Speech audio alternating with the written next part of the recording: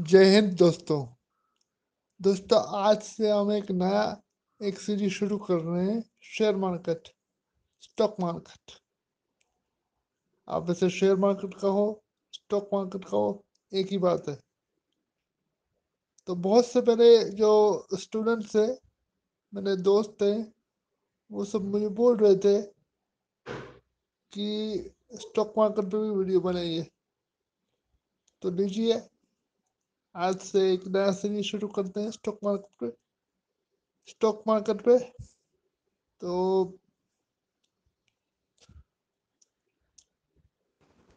दोस्तों, वीडियो शुरू करने से पहले मैं आपको एक बात साफ साफ बता देना चाहता हूँ कि मैं स्टॉक मार्केट एक्सपर्ट नहीं हूँ। यानी कहने का मतलब ये है कि मैं कोई ऐसा व्यक्ति नहीं हूँ जो स्टॉक मार्केट का कोई कोर्स किया है। मैंने जो कुछ भी सीखा है, जो कुछ भी मैंने स्टॉक मार्केट में सीखा है, वो अपने आप से सीखा है। मैंने कोई कोर्स किया नहीं है, मेरे पास कोई डिग्री नहीं है ताकि मैं लोगों को कोई स्टॉक रिकमेंडेशन दे सकूं। तो जो भी मैं यहाँ पे दिखा रहा हूँ, जिस कंपनी के बारे में मैं बात करूँगा, वो मेरे खुद के अनुभव से मैंने जो समझा है, जो जाना है, उसी पे मैं बात करूँगा। किसी भी कंपनी या शेयर के बारे में अगर मैं बात करता हूँ, तो उसे स्टॉक मार्केट रिकमेंडेशन के तौर पे ना लीजिएगा, बल्कि अगर आपको उस कंपनी में निवेश करना है तो अपने जो फाइनेंशियल एडवाइजर्स है, उनसे सलाह लीजिए, या फिर खुद का रिसर्च भी आप कर सकते हैं। तो मैं ये वीडियो के जरिए कोई भी स्टॉक रिकमेंड नहीं करूंगा। आप इसे रिकमेंडेशन की तौर पे लेने की गलती ना करें। तो आइए शुरू करते हैं। ये वीडियो जो है, ये सिर्फ एजुकेशनल पर्पस के लिए है।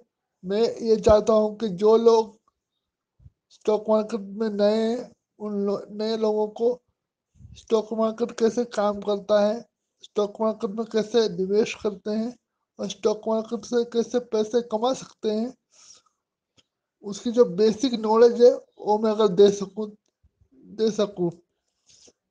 इस ये मैं ये नहीं कहता कि मैं आपको पूरी तरह सब कुछ सिखा दूंगा, नहीं।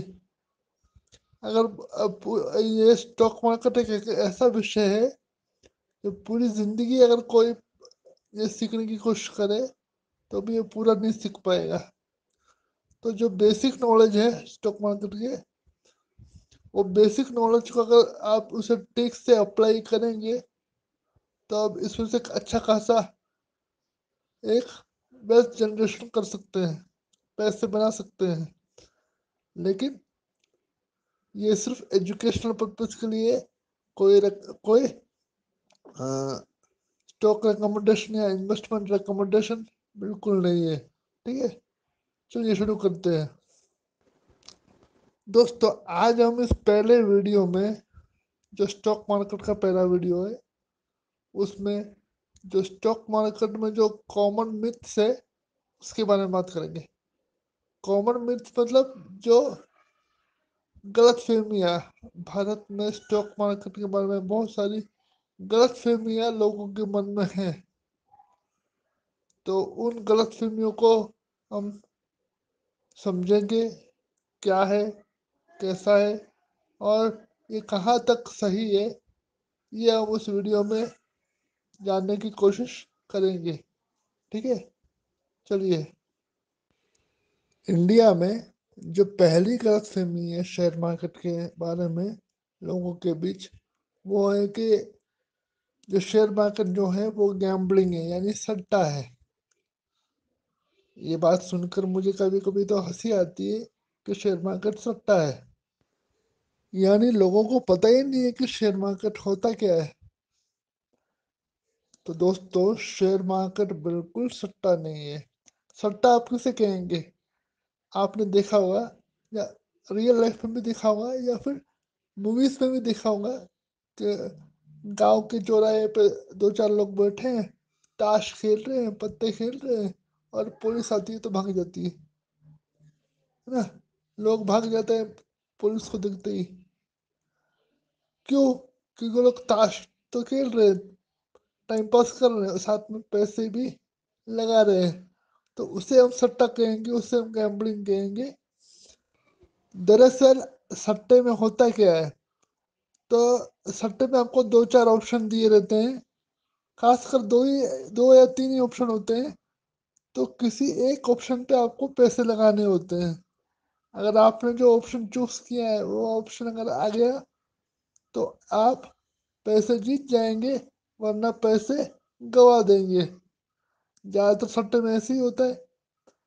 तो आपने किसी एक ऑप्शन पे पैसे लगा दिए, तो उसको तो उसके बाद आप कुछ नहीं कर सकते। आप सिर्फ दुआ कर सकते हैं, प्रार्थना कर सकते हैं कि मैंने जो सोचा है, मैंने जो दाव खेला है वो आ जाए। उसके अलावा आप कुछ नहीं कर सकते। तो ये सट्टा है। उसके बाद उसमें क्या होता है कि आपके पास कोई ऑप्शन बचता ही नहीं है। आपने एक बार पैसे लगा दिए, उसके बाद सिर्फ आप प्रार्थना ही कर सकते हैं। आप आप भगवान से प्रार्थना ही कर सकते हैं कि आपने जो कहा है वो सच हो जाए। उसके अलावा कोई ऑप्शन आपके पास बचता नहीं है।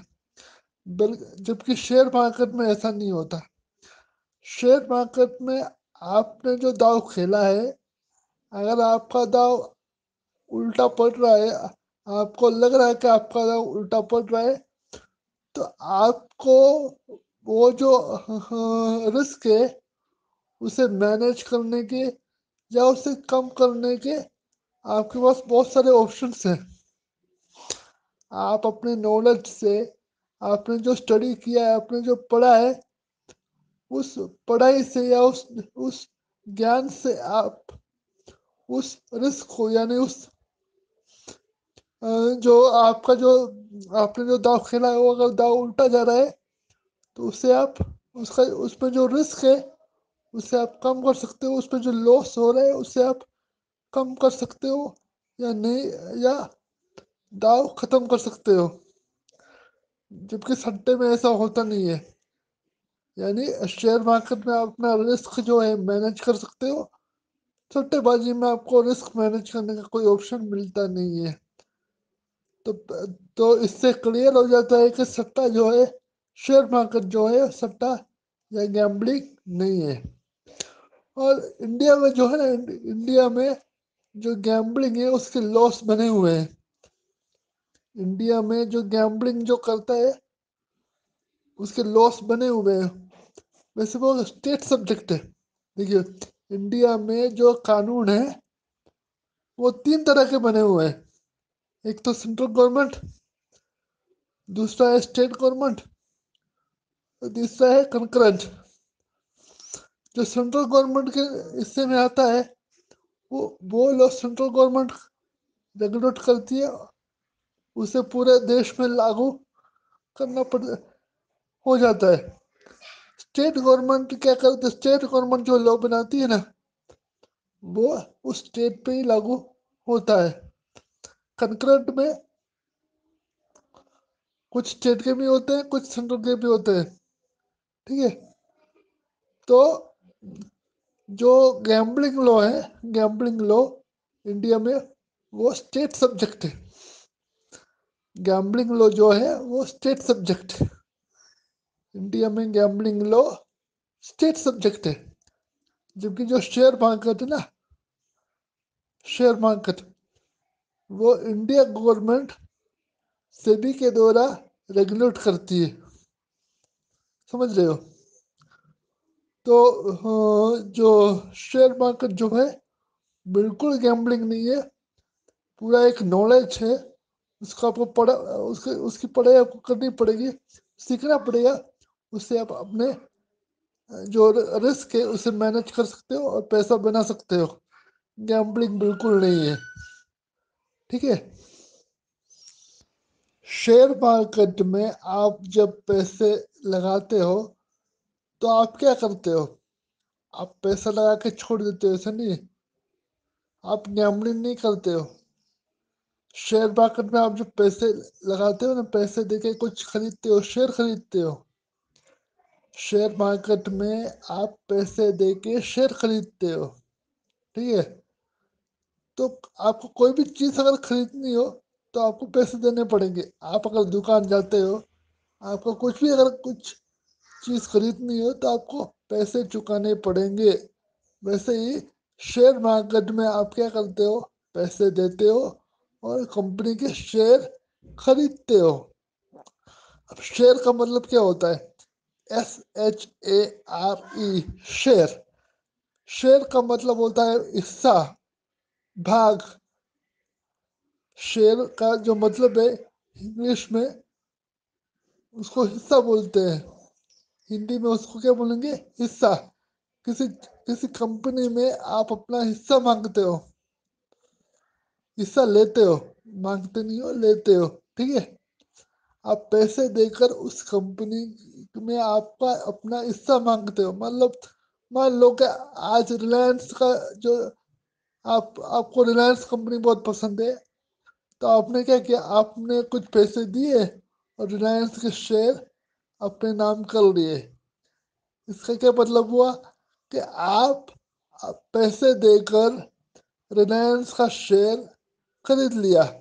रिलायंस कंपनी में आपने अपना हिस्सा खरीद लिया। समझ रहे हो? अब उससे होगा क्या कि कंपनी अगर प्रॉफिट बनाएगी, मान लीजिए आपने कुछ पैसे देकर रिलायंस के 100 शेयर्स उठा लिए, यानी 100 शेयर का जो हिस्सा है वो आपने खरीद लिया। तो कंपनी अगर प्रॉफिट बनाएगी तो उस प्रॉफिट का कुछ हिस्सा है ना, वो आपको भी देगी। कंपनी जो है वो प्रॉफिट का कुछ हिस्सा आपको भी देगी, ठीक है। उसे हम कहेंगे डिविडेंड। हम डिटेल में पढ़ेंगे इसके बारे में आगे आगे आगे के वीडियोस में। तो आप इसे इतना समझिए कि आप जब भी कोई कंपनी के शेयर खरीदते हो पैसे देकर, तो उस कंपनी में आप सट्टा नहीं लगाते, आप उस कंपनी में अपना हिस्सा ले रहे हो। आप भी उस कंपनी के मालिक बन जाते हो। जितना आपका हिस्सा है उतना आप उस कंपनी का मालिक बन जाते हो, ठीक है। आपको उस कंपनी में काम नहीं करना होता। आप उस कंपनी में कुछ काम करने का आपको उस कंपनी में कुछ काम करने की जरूरत नहीं है। बस शेयर लेके बैठे रहो। जो लोग काम कर रहे हैं वो लोग काम करेंगे, पैसे प्रॉफिट बनाएंगे और प्रॉफिट का कुछ हिस्सा आपको भी देगा। क्यों? क्योंकि वो लोग जो काम कर रहे हैं ना, वो काम करने के लिए जो पैसे वो लोग लगा रहे हैं, उस पैसे में आपका भी हिस्सा है। आपने भी उनको पैसे दिए हैं काम करने के लिए। तो उस जितने पैसे आपने दिए हैं उस हिसाब से उस प्रॉफिट का हिस्सा आपको मिलेगा। अगर आपने कम पैसे दिए हैं तो कम हिस्सा मिलेगा, ज़्यादा पैसे दिए हैं तो ज़्यादा हिस्सा मिलेगा। तो जितना शेयर आपके पास होगा उतना आपको प्रॉफिट मिलेगा। समझे? तो शेयर मार्केट सट्टा बिल्कुल नहीं है। आप जब पैसा देकर कोई शेयर खरीदते हो तो उस कंपनी में आपको उस कंपनी का हिस्सा मिलता है। आप भी उस कंपनी के मालिक बन जाते हो, ठीक है। तो ये गलतफहमी अपने दिमाग से निकाल लीजिए कि शेयर मार्केट सट्टा है। सट्टा बिल्कुल नहीं है, ठीक है। तो इस चर्चा से हमें ये पता चलता है कि जो इंडिया में जो गैम्बलिंग का लॉ है वो बनाने का हक जो है वो स्टेट गवर्नमेंट के पास है। और जो सेबी यानी शेयर मार्केट का जो लॉ है वो सेबी के साथ मिलकर सेंट्रल गवर्नमेंट बनाती है, ठीक है। तो दोनों में बहुत फर्क है, बहुत बहुत फर्क है, जमीन आसमान का फर्क है। तो इससे में क्या पता चलता है कि अगर ये शेयर मार्केट गैम्बलिंग होता तो हर स्टेट में ये लॉ बना था, तो हर स्टेट वाले को जो शेयर मार्केट में अगर काम करना होता तो अलग अलग रूल्स होते। तो ऐसी बात नहीं है, गैम्बलिंग अलग है और शेयर मार्केट अलग है। दोनों को मिक्स करने की जरूरत नहीं है, ठीक है। तो इसका सार ये निकलता है कि शेयर मार्केट गैम्बलिंग नहीं है। शेयर मार्केट गैम्बलिंग नहीं है। I repeat, share market gambling नहीं है, ठीक है। चलिए अभी दूसरी गलतफहमी के बारे में बात करते हैं। तो भारत में जितने लोग हैं, ज्यादातर लोगों में ये गलतफहमी है कि जो शेयर मार्केट है ये कुछ चुनिंदा लोगों के लिए बना है। कुछ चुनिंदा लोगों के पास, जिसके पास नॉलेज है, जिसके पास ज्ञान है, जिसके पास पैसे हैं, वही लोग इसमें सफल हो सकते हैं, ऐसा कुछ लोग मानते हैं, जो कि बिल्कुल गलत है। आप सब जो भी भारत के निवासी हैं, जो भी भारत के निवासी हैं और कोर्ट ने या सेबी ने जिसे शेयर मार्केट में इन्वेस्ट करने से रोका नहीं है, ऐसे लोग कोई भी इंडियन स्टॉक मार्केट में इन्वेस्ट कर सकते हैं।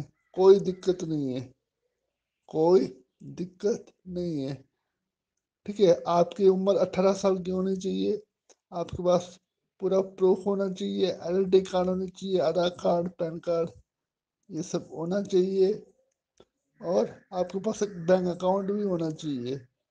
और सेबी या किसी भारत के किसी कोर्ट ने, सेबी या भारत के किसी कोर्ट ने आपको शेयर मार्केट में इन्वेस्टिंग करने से रोका नहीं है, तो आप बिंदास होकर शेयर मार्केट में इन्वेस्ट कर सकते हैं। और शेयर मार्केट में इन्वेस्ट करने के लिए आपको पैसे भी ज़्यादा नहीं चाहिए, पैसे भी ज़्यादा नहीं चाहिए। सिंपली आपके क्या कर सकते हो, आपके पास अगर 100 रुपये भी हों या 500 रुपये भी हों या 1000 रुपये भी हों, तो भी आप शेयर मार्केट में इन्वेस्ट कर सकते हो। देखिए, ट्रेडिंग करना एक अलग बात है। देखो, दो तरह के लोग होते हैं शेयर मार्केट में। दो तरह के लोग होते हैं। एक तो है ट्रेडर्स, जो हर एक मिनट पे नजर रखते हैं। जैसे टाइम निकला वैसे शेयर खरीदते हैं और बेचते हैं। और दूसरा है इन्वेस्टर्स, जो लॉन्ग टर्म बेट लगाते हैं, यानी सालों तक इन्वेस्ट करते रहते हैं। आज शेयर खरीदा, कल शेयर खरीदा, परसों, तो सालों साल शेयर खरीदते रहते हैं। जब भी उनके पास पैसे होते हैं तो शेयर खरीदते रहते हैं। तो इन्वेस्टिंग के लिए आपको ज़्यादा नॉलेज की ज़रूरत नहीं है। इन्वेस्टिंग के लिए आपको ज़्यादा नॉलेज की ज़रूरत नहीं है, जबकि ट्रेडिंग करने के लिए आपको सीखना पड़ेगा, पढ़ना पड़ेगा। तो ये आप ट्रेडिंग अच्छी तरह कर सकते हो, पर इन्वेस्टिंग कर सकते हो उसके लिए कुछ पढ़ाई करने की ज़रूरत नहीं है। इन्वेस्टिंग आप कर सकते हो, बिंदास कर सकते हो। इन्वेस्टिंग से आप पैसे बना सकते हो। इन्वेस्टिंग से वेल्थ क्रिएशन होता है, वेल्थ क्रिएशन। अगर कोई इंसान महीने के 5,000 रुपये भी कमाते हो, अगर कोई इंसान महीने के 5,000 रुपये भी कमाता हो, तो महीने में 500 रुपये का शेयर खरीद सकता है, 1,000 रुपये के शेयर खरीद सकता है। जितना वो उसके पास पैसे बचते हैं उतने के वो शेयर खरीद सकता है।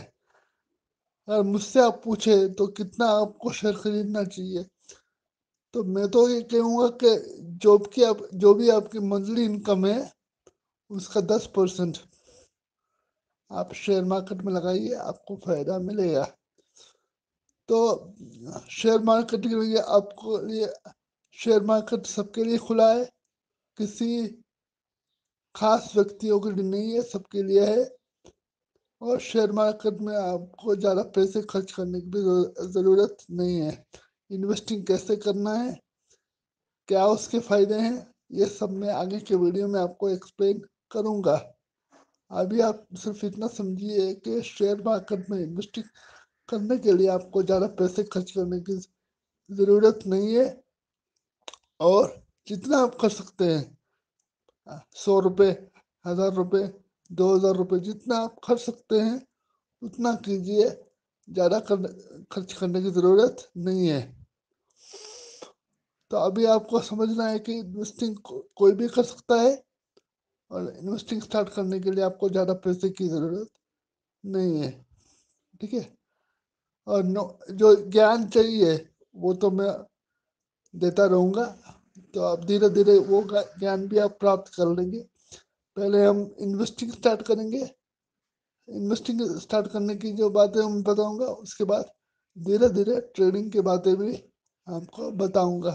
तो आप वीडियो देखिए, सब कुछ आपको आ जाएगा। ठीक है। तो दूसरा का जो गलत फहमी है वो भी शायद दूर हो गया हो, ऐसा मैं मानता हूँ कि जो शेयर मार्केट है वो किसी खास व्यक्ति के लिए नहीं है, सबके लिए है। और उसमें आपको ज़्यादा पैसे खर्च करने की ज़रूरत नहीं है। जितना आप खर्च कर सकते हैं उतना आप कीजिए, कोई दिक्कत नहीं है। ठीक है।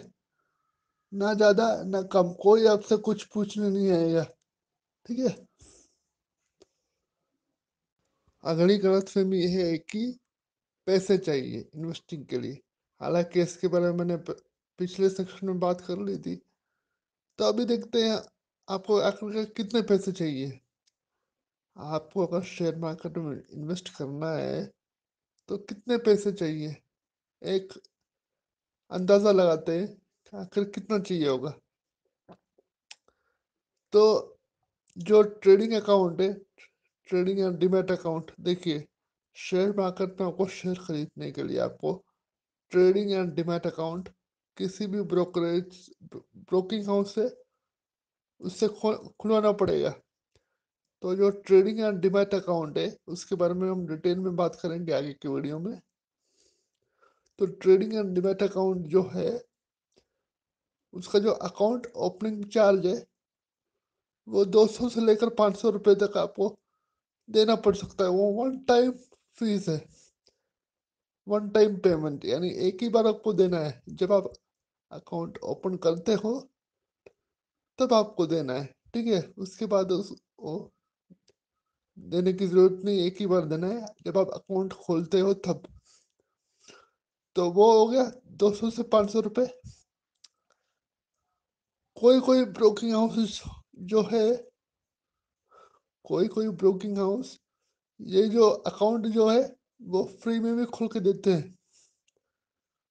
ठीक है। कोई ऑफर चल रहा होता है तो फ्री में भी अकाउंट खोलने की इजाज़त देते हैं। चलो, ये तो हो गई अकाउंट ओपनिंग चार्ज। उसके बाद एनुअल मेंटेनेंस चार्ज। देखिए, जब आप दुकान से कुछ चीज़ें खरीदते हो तो आपको दुकान जाना पड़ता है और दुकान से आप सीधा सीधा ले सकते हो। आप दुकान से जो भी सामान चाहिए वो लीजिए, बदले में पैसे आप दे दीजिए, कोई दिक्कत नहीं है। लेकिन शेयर मार्केट में आपको डायरेक्ट आप जाके कंपनी से शेयर्स परचेज नहीं कर सकते। ठीक है। जो शेयर मार्केट व्यापार जो भारत में होता है वो मुंबई में होता है, मुंबई में। ठीक है।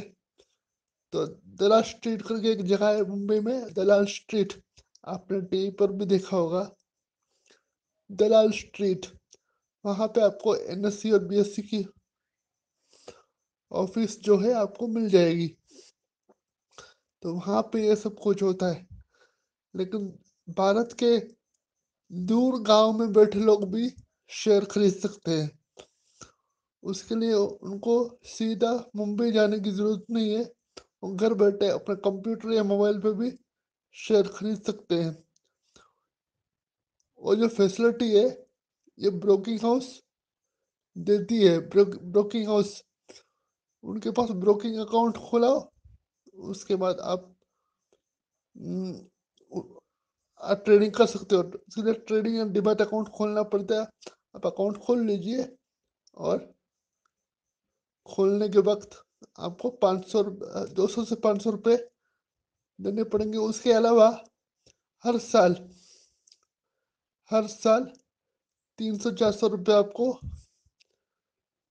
ये एनुअल मेंटेनेंस चार्ज, तो जो भी फैसिलिटी वो दे रही है, जो कंपनी ब्रोकिंग कंपनी जो भी फैसिलिटी आपको दे रही है, उसके बदले में एनुअल मेंटेनेंस चार्ज आपसे लेगी। ठीक है, 300-400 रुपये सालाना आपको देना पड़ेगा। लेकिन देखो, एक बात है, जब आप रोज इन्वेस्टमेंट करते हो ना, जब भी आपके पास पैसे हो तब शेयर खरीदिए। हर महीने आपकी जो सैलरी है उसमें से 5% या 10%, जो भी आपका हो, 10%, 20% भी हो सकता है, 25% भी हो सकता है, जो भी आपकी क्षमता हो, उस क्षमता में आप शेयर खरीद सकते हो। हर महीने खरीदिए। 6 महीने बाद, 1 साल बाद आप देखोगे आपके ट्रेडिंग अकाउंट में, डिमैट अकाउंट में इतने सारे पैसे जमा हो जाएंगे कि जो सालाना 300-400 रुपये आप भरते हो एनुअल मेंटेनेंस चार्ज के नाम पे, वो कुछ भी नहीं है। वो कुछ भी नहीं है। 300-400 रुपया आप आराम से दे दोगे। उससे 10 गुना 100 गुना ज्यादा तो आप कमा रहे हो। ठीक है, तो शेयर मार्केट में इतनी शक्ति है, तो 300-400 रुपये हर साल आपको देना पड़ेगा। घबराने की जरूरत नहीं है। वो इतना इतना बड़ा भी नहीं है। 300-400 रुपये आपको बहुत छोटा लगेगा। अगर आप 1 साल या 6 महीने या 1 साल इन्वेस्ट करते हो तो। ठीक है, तो account opening charge, annual maintenance charge, ये आपको देना है। अकाउंट ओपनिंग चार्ज एक ही बार देना है, एनुअल मेंटेनेंस चार्ज आपको साल में एक बार देना है।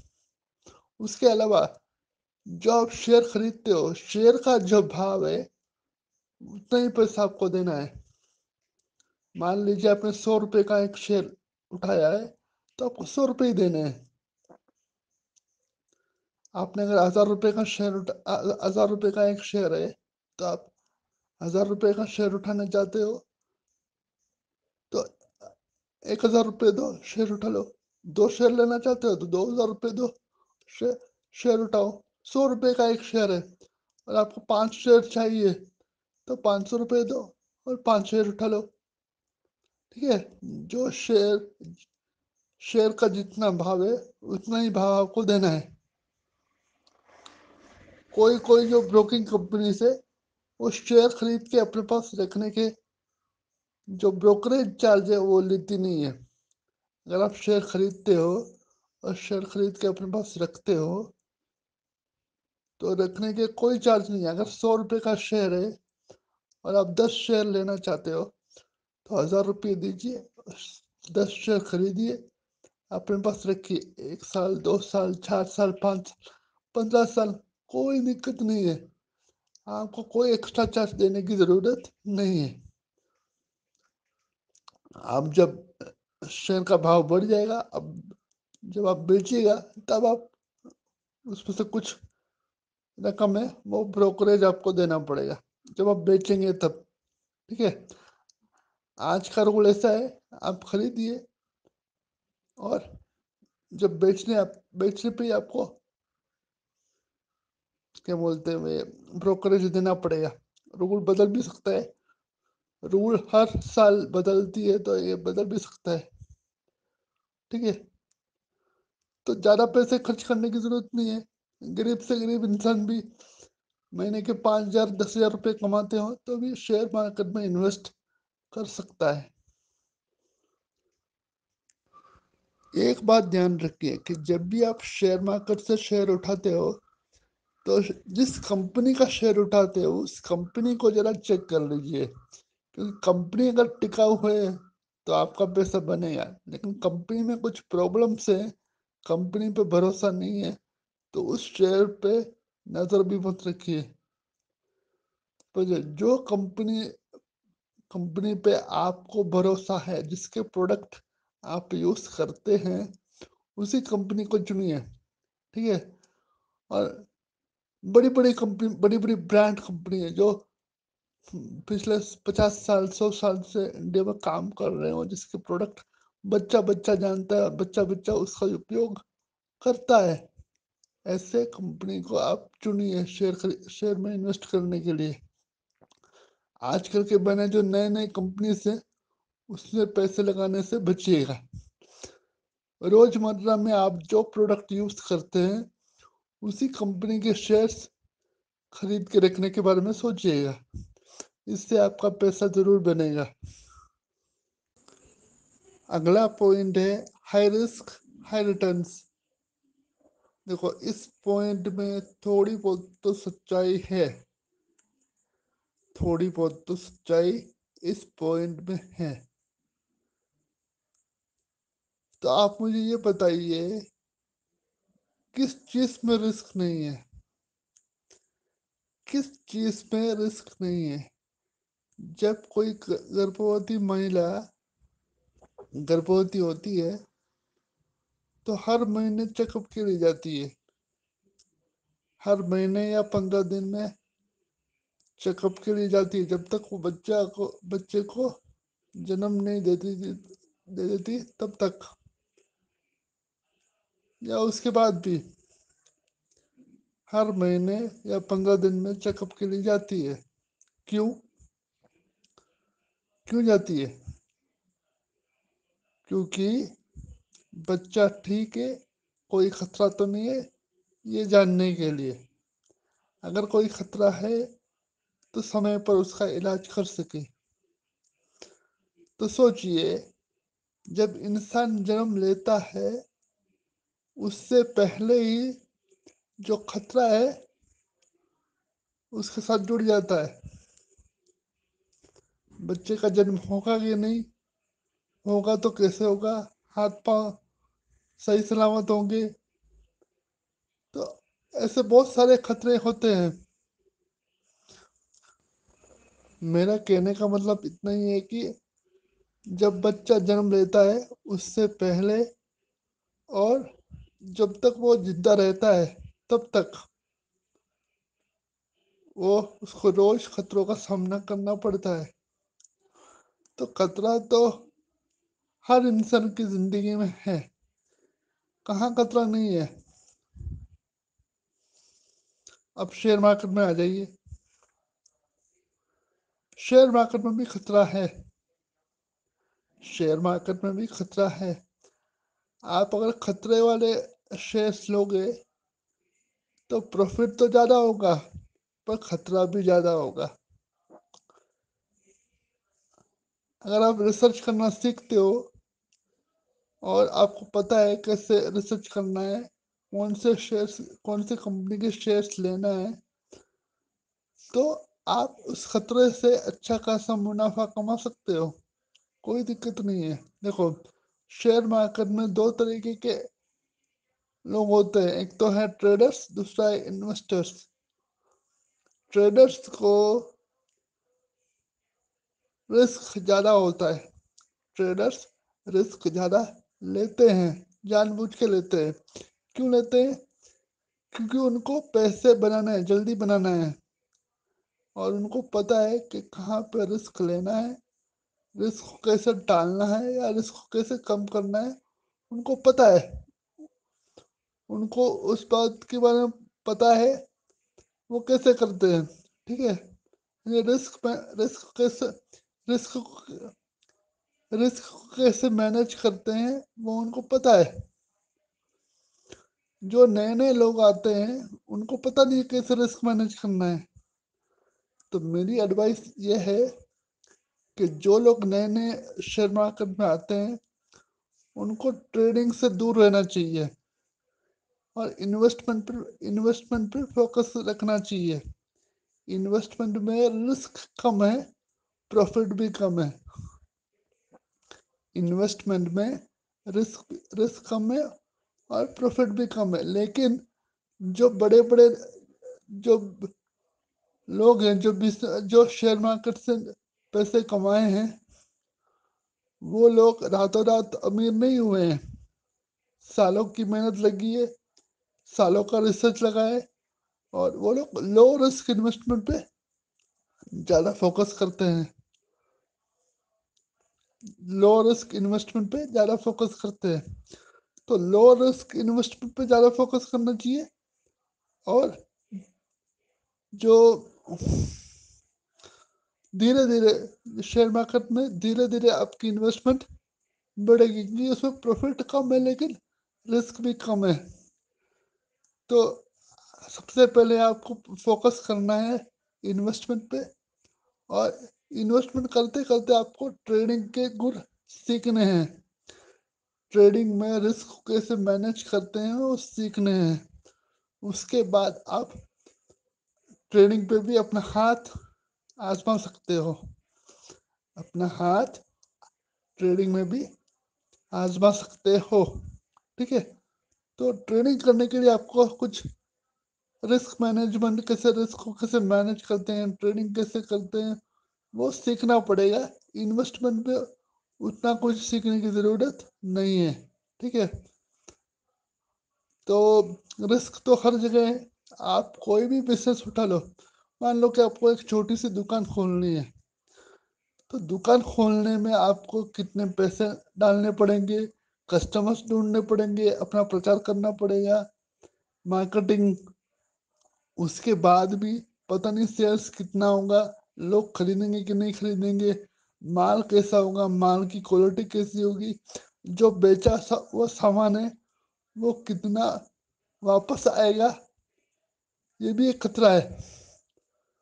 तो खतरा तो हर जगह है। तो खतरे को साथ में लेके चलना चाहिए। सिर्फ शेयर मार्केट में नहीं, हर जीवन के हर कदम पे, जीवन के हर कदम पे खतरे को साथ में लेकर चलना चाहिए। और खतरे के बारे में पूरी तैयारी करके रखना चाहिए। अगर खतरा हुआ तो मुझे कैसे कदम उठाने चाहिए, क्या करना चाहिए, ये सब पहले से ही सोच के रखना पड़ता है। तो शेयर मार्केट में भी आपको ट्रेडिंग के लिए बहुत नॉलेज गेन करने की ज़रूरत है। जबकि और नॉलेज क्यों चाहिए? क्योंकि रिस्क को कैसे मैनेज कर सके, खतरे को कैसे मैनेज कर सके, ये सीखने के लिए। जबकि जो इन्वेस्टमेंट है उसके अंदर खतरा कम है लेकिन प्रॉफिट भी कम है। प्रॉफिट भी कम है। आपने 10 रुपए लगाए, रातों रात आपका 10 का 20 नहीं होने वाला, टाइम लगेगा। ठीक है। दुनिया का सबसे बड़ा इन्वेस्टर वॉरेन बफेट, आपने शायद नाम सुना होगा, अमेरिका का है। उसने 11 साल की उम्र में इन्वेस्टमेंट करना शुरू किया, तो 80 साल की उम्र में वो करोड़पति बना है। दुनिया का अमीर इन्वेस्टर कब बना? 80 साल की उम्र में। समझ रहे हो? तो कितना साल लगा? तो रातों रात आप करोड़पति नहीं बन सकते, पर आपकी जो फाइनेंशियल प्रॉब्लम्स है वो दूर हो जाएगी। तो ये जो पॉइंट है, high risk means high return, ये पूरी तरह गलत नहीं है। आप ज़्यादा रिस्क लोगे तो प्रॉफिट भी ज़्यादा होगा लेकिन खतरा भी ज़्यादा होगा। कम रिस्क लोगे तो प्रॉफिट भी कम होगा। लेकिन जो जिसने शेयर मार्केट से पैसे बनाए हैं उन लोगों ने स्मॉल रिस्क इन्वेस्टमेंट ही चुना है और उनसे वो पैसे कमाए। देखिए, शेयर मार्केट में अगर पैसे कमाने हो तो सबसे इम्पोर्टेंट चीज़ है पेशेंस, धीरज, धैर्य। आपके पास अगर धैर्य है, धीरज है, पेशेंस है, तो दुनिया में कोई भी आपको शेयर मार्केट से पैसे बनाने से नहीं रोक सकता। पेशेंस होना चाहिए, जो कि बहुत बड़ी चीज़ है। अच्छे अच्छों की हवा निकल जाती है पेशेंस में। ठीक है। तो आपको एक कंपनी पर रिसर्च कीजिए और उसमें लो इन्वेस्टमेंट, लो रिस्क लीजिए और लॉन्ग टर्म इन्वेस्टमेंट कीजिए, आपका पैसा ज़रूर बनेगा।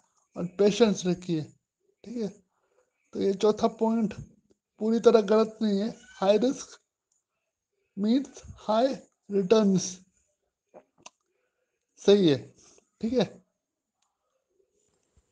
आप बैंक में पैसे रखते हो, ठीक है, फिक्स डिपॉजिट में पैसे रखते हो, LIC पॉलिसीज में पैसे रखते हो, उसी तरह शेयर मार्केट में भी आप इन्वेस्टमेंट कर सकते हो। कोई दिक्कत नहीं है, कोई दिक्कत नहीं है। सिर्फ उसके बारे में कुछ जानना चाहिए, पढ़ना चाहिए। अगर आप शेयर मार्केट के बारे में थोड़ा कुछ पढ़ लोगे, जान लोगे, तो आपका भी मन करेगा कि हम भी इन्वेस्टमेंट करें। कोई दिक्कत नहीं है। आपके मन में जो भी गलत फहमी है उसे दूर कीजिए, और दूर करने के बाद आप शेयर मार्केट के बारे में जानिए, पढ़िए, समझिए, ठीक है। अगर आपका कोई सवाल हो तो मुझे आप पूछ सकते हो। आपको क्या चाहिए? आपको शेयर मार्केट में इन्वेस्टमेंट कर सबसे पहले क्या चाहिए? सिर्फ और सिर्फ एक trading and demat account. Trading and demat account आप किसी भी ब्रोकर के पास से बनवा सकते हो। कहीं जाने की भी जरूरत नहीं, घर पे ही आप बना सकते हो। आपके पास Aadhaar card, PAN card, mobile number, bank account, बस ये 4 चीज मिल जाए तो आप बना सकते हो, कोई दिक्कत नहीं है, ठीक है। देख लीजिए, तो जो भी गलत फहमी है निकाल लीजिए, ठीक है। चलिए दोस्तों, आज के लिए बस इतना ही। आप इस वीडियो को देखिए, समझिए, जानिए, और बिंदास होकर शेयर मार्केट के बारे में ज़्यादा पढ़िए, ठीक है। जो भी गलतफहमी है निकालिए। अगर आपका कोई सवाल हो तो मुझे भेज सकते हो। ट्विटर और लिंक्डइन पर भी मैं अवेलेबल हूँ, लिंक मैंने डिस्क्रिप्शन में दिए हुए हैं। आप मुझे वहाँ पे भी कांटेक्ट कर सकते हो। मिलते हैं एक नए वीडियो में, तब तक के लिए अपना ख्याल रखिए। जय हिंद।